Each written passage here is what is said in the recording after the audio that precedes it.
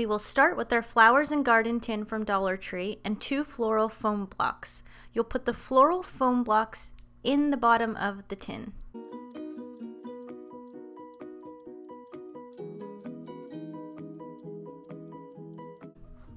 Now for the flowers. It's up to you what kind of flowers you want to use. I chose a mix of flowers from the Dollar Tree and a couple bundles from Joann's that I used my 50% off coupon on. You'll start to cut the bouquets up. I used a wire cutter because it was easiest. I'll put a link in the description on where you can purchase a pair yourself. When you first put the pieces together, don't worry too much about placement or fluffing. You can always rearrange pieces and fluff at the end.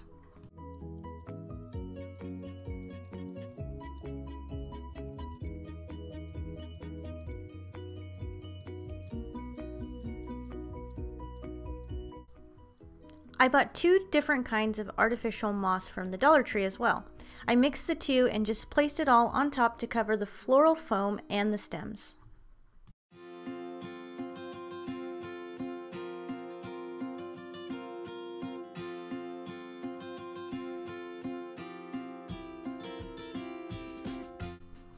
Now for the jute twine around the flower tin.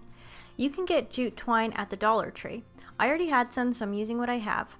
I start wrapping the jute twine around the tin by hot gluing each end to help it stay in place. You can wrap it around as many times as you would like.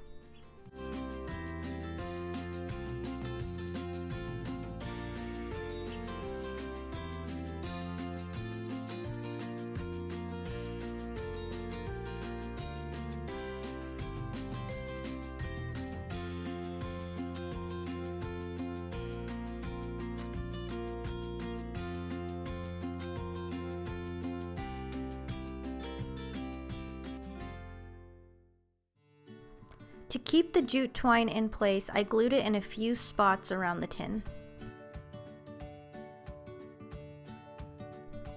Now you can start fluffing out your flowers and adding more if you need to. I ended up adding a little bit more just to make it more full.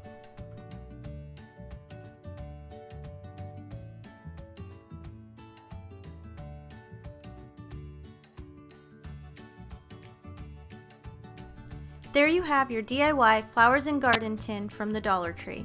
If you liked this video, please give it a thumbs up and don't forget to subscribe for more videos on Dollar Tree crafts.